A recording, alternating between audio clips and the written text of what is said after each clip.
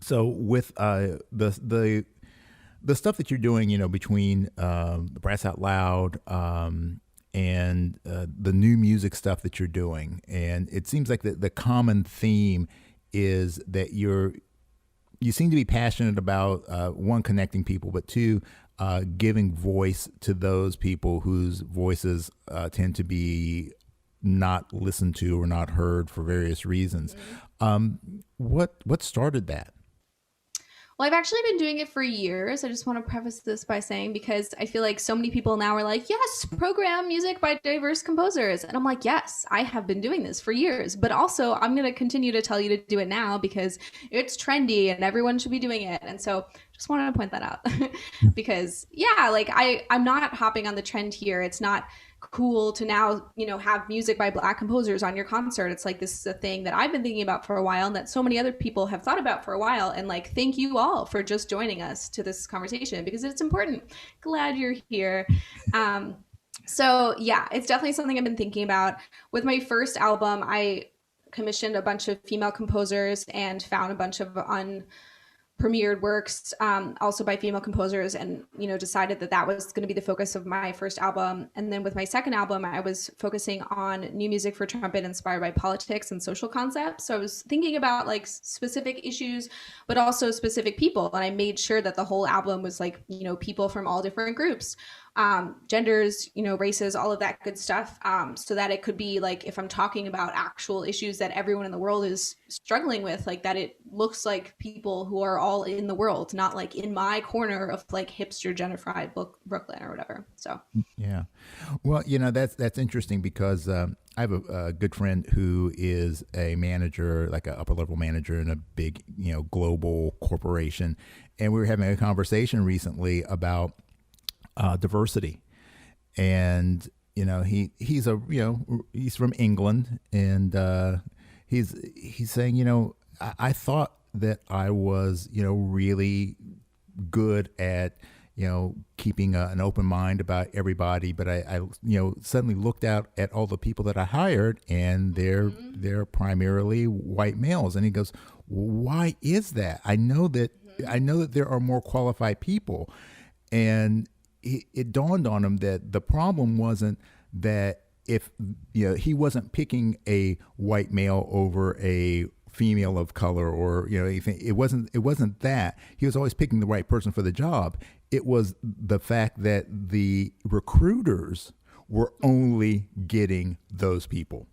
And so yeah. it's like, if we want to change, and he talked to the director of HR, and he said, if we want to change the diversity in this company, we have to start looking different places, because if we keep going to the same places, we're going to keep getting the same people. So we need to cast a wider net. So we need to start looking at different places. So I think with music, it's the same thing. We tend to go to those same spots. Whether if you're looking for a classical player, you're going to look at Juilliard, you're going to look at Eastman, you're going to look at this, and you're going to look at these places. And there are lots of places out there where there are a lot of talented people that just they don't have the ability to get into those name or prestige programs that have just as much talent, and in some cases maybe even more. Definitely. So I think that what you're doing is so good in giving voice to those people that, as I said before, otherwise would be ignored. But there's got to be something. And you said that you've been doing this for a while in terms of the new music, but there has to be something that you could point to and say, yeah, this is where my passion for being the champion for the underserved comes from. What is it in your life that just kind of has been the spark for you to take on these type of causes? I don't know, honestly. I think it's probably just being a female trumpet player in New York and the fact that there's so few of us. And so I'm so used to being the only woman in the brass section on gigs and realizing that, like, yeah, there is nobody else that looks like me. And then hearing so many comments over the years of, like, I didn't know there were women trumpet players, and like stuff like that. I'm just like, oh, really? Like, there's so many people. We're out here. So I think like having that happen so many times, I'm just like, the world needs to know about these things, and like this is what I see. Um, At least with programming, I see it more as like a lot of like really big soloists and other people that I would look up to and say like, oh, I want to be like them. Like I want my career to look like that. And I would look at the albums they were recording and concerts that they were doing, for like chamber series and stuff like that.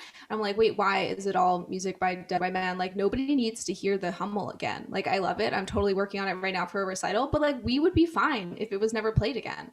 I'm sorry say that. I'm totally still going to program it, but I'm also going to program other pieces by people who are alive now, and people who are not alive now, who we've like, very rarely heard in the classical world, and other genres too, for sure. So I think probably with that and just realizing like this is something that we all should be thinking about, like teachers and students for sure.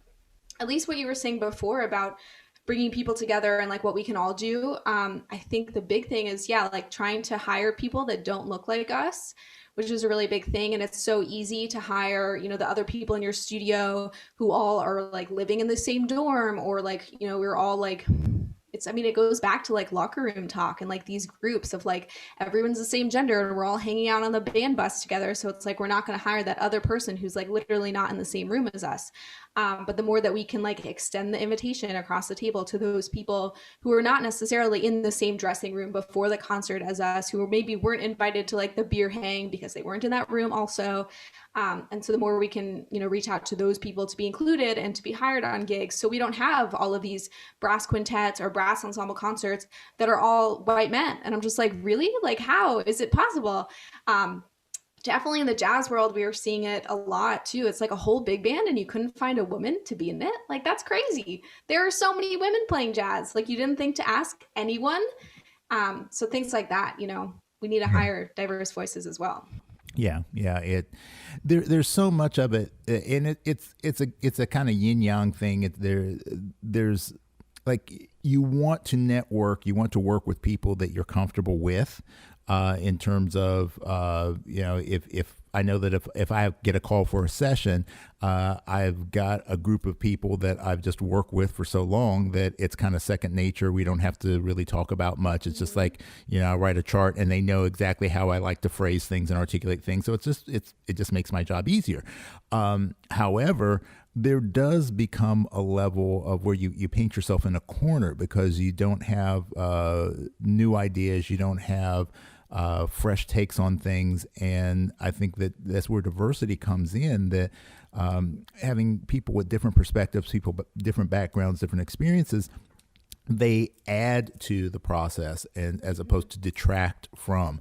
So I really am very, very, I try to be very conscious of the fact that, there has to be a little bit of being willing to step outside of your comfort zone if you want to grow personally. And then obviously as a art, if we want music to grow, we have to step outside of our comfort zone of what we're willing to do, what we're willing to listen to, what we're willing to try, if we want to make it grow.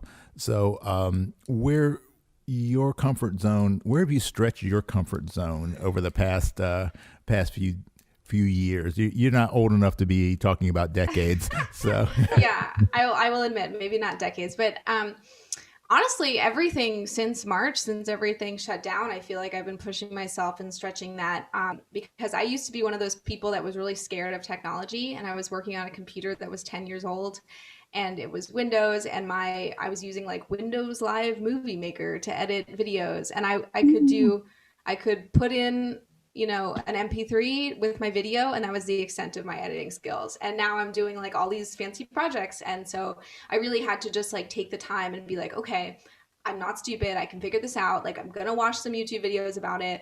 I'm going to ask a million questions. I'm going to Google literally every single step of like, how do I cut and paste and like things like that. Like, I've searched for everything. So in that sense, I think I definitely pushed the comfort zone with that. Even just with practicing, like being willing to sit down and be like, yeah, I'm really not great at that thing. Like, how am I going to better? Okay, like I'm going to practice this and like actually do it. I think I see with my students, sometimes we get scared to practice the things we're like really, really bad at. You're like, oh, it'll be fine because like I'm never going to do it. And you're like, no, it's not fine. Like, you really should practice something. And so, I mean, I went down the mouthpiece safari a little bit. I know we're not going to talk about gear too much. But that's been really great to be like, okay, is my stuff really working? Like, how can I make my equipment as efficient as possible, and having the time now to figure it out has been really great. All right. Well, actually, that makes